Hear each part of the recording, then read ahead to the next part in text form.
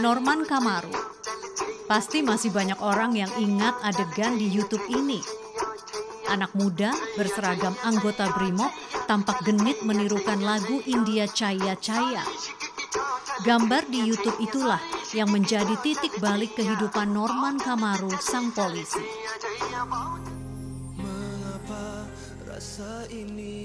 Norman mendadak menjadi artis terkenal.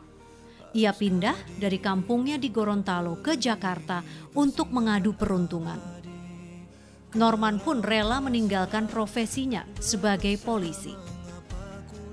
Popularitas ternyata tidak awet menghampiri. Tipisnya order tampil sebagai artis berjalan seiring dengan jatuhnya popularitas Norman Kamaru. Norman pun banting setir. Ia membuka warung Manado setelah dunia artis meminggirkannya. Awalnya berat memulai usaha warung Manado yang dirintis Norman di kompleks apartemen Kalibata City ini. Popularitas Norman mungkin telah hilang, tapi ia mampu bertahan di tengah kerasnya kehidupan di Jakarta.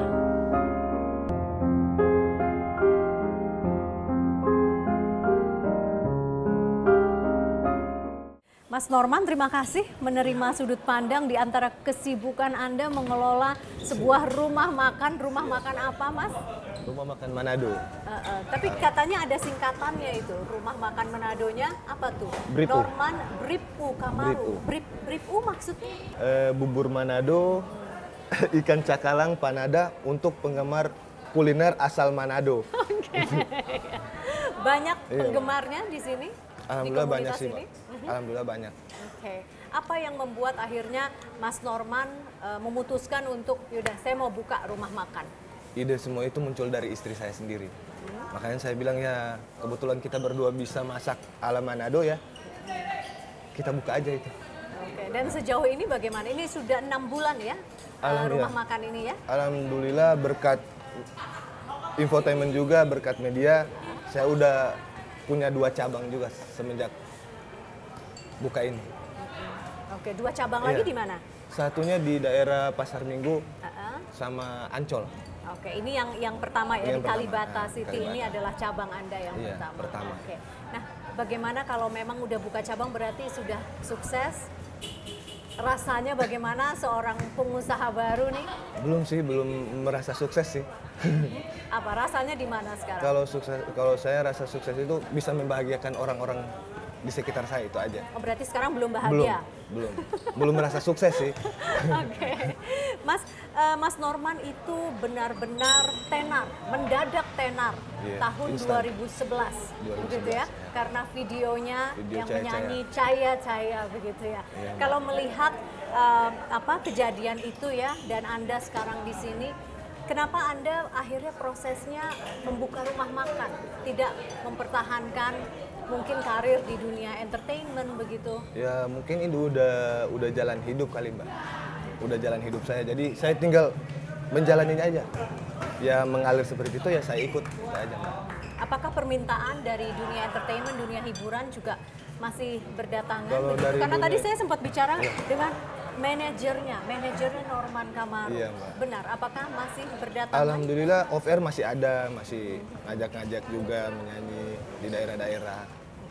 Itu aja, Mbak, off air. Oke. Tapi kalau dari kegiatan off air itu, apakah tidak bisa diseriusi begitu? Ini saya cuma datang dari sudut pandang bahwa sudah tenar, kenapa tidak memanfaatkan ketenaran itu untuk dunia hiburan yang merupakan cikal bakal dari ketenaran Mas Norman? Mungkin karena apa ya, Mbak, trauma dari kejadian-kejadian kemarin, mending saya ikut arus aja dah. Apa yang mau terjadi saya ikut, itu aja. Mas Norman trauma terhadap apa? Contohnya waktu saya di kepolisian, akhirnya keluar dari kepolisian gara-gara entertain, ya kan? Terus di entertain pun seperti itu, trauma sama label gitu, kayak gitu dah. Makanya saya bilang yang penting masih bagus di jalannya, saya ikuti aja, itu aja buat saya. Mas Norman, ada apa hikmah dari semua kejadian yang telah lalu buat Mas Norman saat ini? Karena senyumnya masih begitu lebar nih saya lihat ya. Ya buat saya sih gimana ya? Ya mungkin karena basic dari Brimob, alhamdulillah saya bisa seperti ini, itu aja. Basic juga, untuk ya, apa? Bertahan, disiplin begitu? Itu aja, buat saya bertahan hidup, itu aja.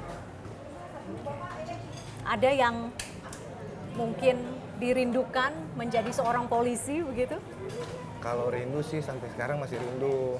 Masih saling komunikasi sama teman-teman sih kalau lagi kangen. Bro di mana gitu-gitu kayak gitulah. Okay. Apakah cukup berkomunikasi bersilaturahmi dengan teman-teman mengobati ya, rasa rindu punya profesi sebagai polisi lah dulu ya? Cukup loh Mbak, udah cukup. Saya karena mau berharap untuk kembali lagi udah nggak bisa, itu aja. Kalau gitu pelajaran paling berharga buat Mas Norman? Pelajaran paling berharga? Dari mendadak tenar, kemudian akhirnya diikuti dengan peristiwa lainnya yang tidak mengenakan mungkin. Ya mungkin kalau orang lain paling udah mending saya sembunyi atau apa gitu, udah nggak mau nongol-nongol lagi. Ya alhamdulillah sih karena mungkin udah didikan dari orang tua sama dari kepolisian. Saya juga bersyukur dari semenjak dari polisi juga saya bisa seperti ini, itu aja. Oke.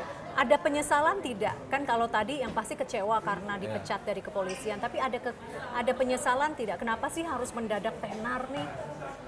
Sehingga godaan-godaan lebih banyak begitu? Aduh, ada tidak? Pernah dipikirkan tidak? Pernah sih Mbak. Terus?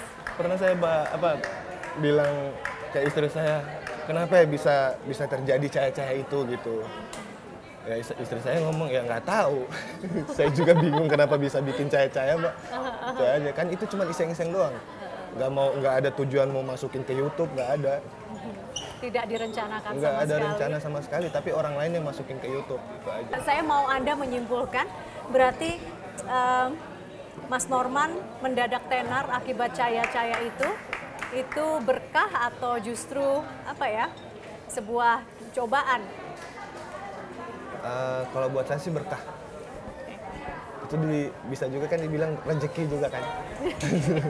Yang penting sudut pandangnya masih itu ya. Masih, iya. Baik. Nah sekarang sudah jadi pengusaha restoran, kemudian kalau ada undangan untuk tampil off air masih dilakoni. Apalagi kegiatannya Mas? Alhamdulillah sekarang saya lagi nge-DJ. Iya, nge-DJ. Insya Allah tanggal 13 Februari ini malam Valentine perdana saya main. Oh, oke. Mencoba yang baru mencoba ya? yang baru. Saya yakin itu semua sudah cukup menghabiskan waktu Mas Norman. Siap. Tapi tadi kan Anda bilang sebagai seorang mantan polisi. Anda sudah disiapkan untuk melihat masa depan juga begitu. Siap. Untuk bertahan di segala bentuk kehidupan. Apa yang ada di pemikiran Anda, apa yang ada di benak Anda untuk masa depan? Kalau buat saya sih cuman usaha aja, itu aja buat saya. Insya Allah usaha saya ini lebih banyak lagi cabangnya. Itu aja Mbak, nggak lebih, cuman usaha aja, itu aja. Kalau untuk karir entertain saya nggak bisa pastikan. Entertain itu pasti akan redup lagi, itu aja buat saya. Jadi usaha lebih menjanjikan, begitu kurang lebih kesimpulannya ya, daripada karir di dunia entertain. Mas Norman Kamaru, terima kasih telah berbagi cerita di Sudut Pandang. Sama-sama. Bang SME.